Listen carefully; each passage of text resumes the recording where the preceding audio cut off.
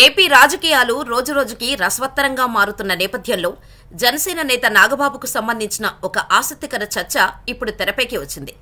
ఒకప్పుడు అన్న చిరంజీవి స్థాపించిన ప్రజారాజ్యం సమయంలో పాలిటిక్స్ లో యాక్టివ్గా కనిపించిన నాగబాబు ఇటీవల తమ్ముడు పవన్ కళ్యాణ్ స్థాపించిన జనసేనలో మరింత యాక్టివ్గా కనిపిస్తున్నారు.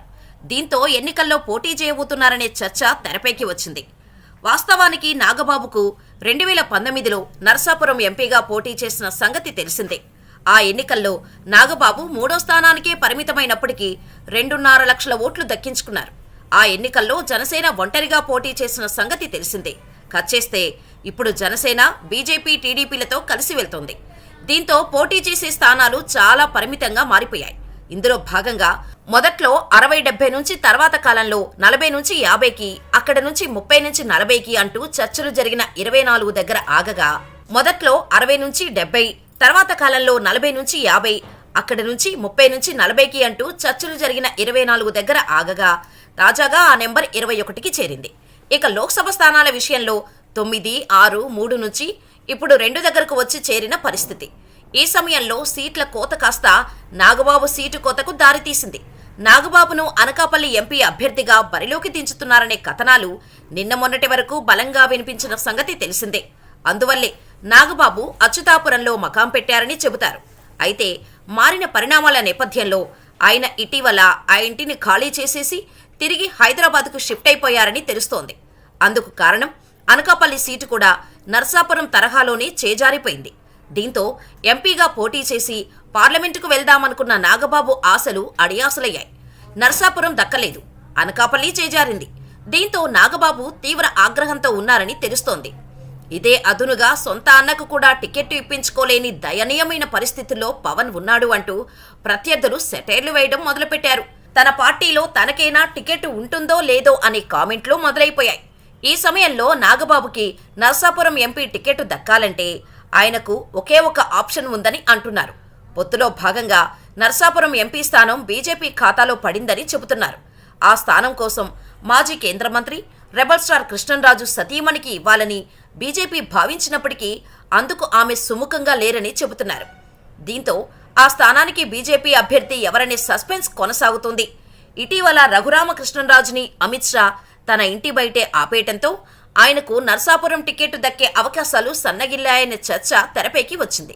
ఈ నేపథ్యంలో పవన్ కళ్యాణ్ అన్న నాగబాబు బీజేపీలో చేరితే నర్సాపురం టికెట్ ఆయనకు దక్కే అవకాశం ఉందని, అంతకు మించి ఇప్పుడు నాగబాబుకు అవకాశం లేదనే చర్చ ఏపీ రాజకీయాల్లో మొదలైంది.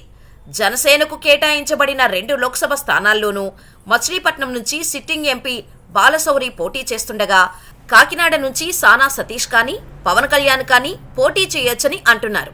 ఈ నేపథ్యంలో నాగబాబు బీజేపీ కండువా కప్పుకుంటే వెంటనే ఆయనకు నర్సాపురం ఎంపీ టికెట్ దక్కే అవకాశాలు పుష్కలంగా ఉన్నాయని అంటున్నారు.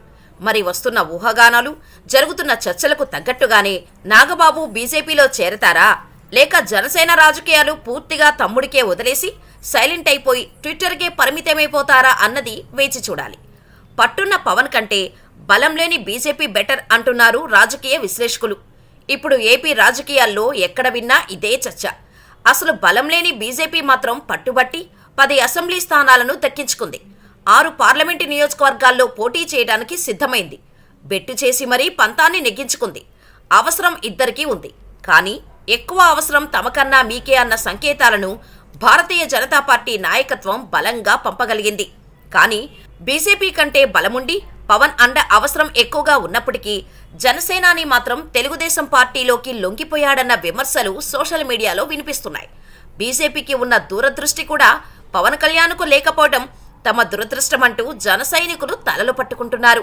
నిజానికి ఈ ఎన్నికలు టీడీపీకి చావో రేవో. అతి ముఖ్యమైన ఎన్నికల్లో పవన్ కళ్యాణ్ను కలుపుకొని వెళ్లడం తెలుగుదేశం పార్టీకి అవసరం కూడా.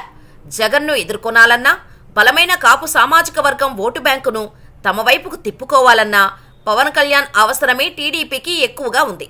అందుకే తొలి నుంచి జనసేన పార్టీ నేతలు ఈసారి ఎక్కువ స్థానాలు తమకు దక్కుతాయని భావిస్తూ వచ్చారు. పవన్ కళ్యాణ్ కూడా తరచూ తనకంటూ ఒక వ్యూహం ఉందని చెబుతుండటంతో పిచ్చిగా నమ్మేశారు. కానీ చివరాఖరకు మాత్రం 24 అసెంబ్లీ నియోజకవర్గాలు, 3 పార్లమెంటు స్థానాల్లోనే పోటీ చేస్తామని చెప్పడంతో నేతలు, క్యాడర్ నిరాశకు లోనయ్యారు.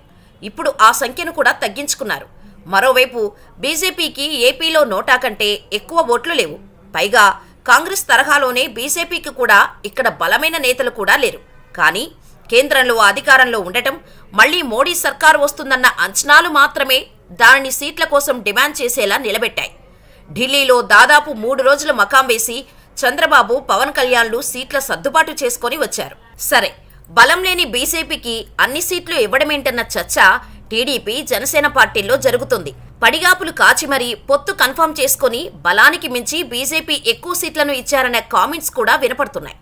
కేవలం అంకె మాత్రమే కాదు, టీడీపీ, జనసేన బలమున్న స్థానాలను కూడా ఆ పార్టీ డిమాండ్ చేస్తున్నట్టు తెలియవచ్చింది. బీజేపీతో అవసరానికి మించి సీట్ల సర్దుబాటు చేసుకున్నారన్న వ్యాఖ్యలు రెండు పార్టీల నుంచి వినిపిస్తున్నాయి. ఆర్థికంగా, సామాజిక పరంగా ఆ పార్టీకి బలమైన నేతలు లేరు. అలాగే క్రౌడ్ పుల్లర్లు కూడా ఎవరూ లేరు. అయినా సరే బీజేపీ పట్టుబట్టి మరీ సీట్లను సాధించుకుంది.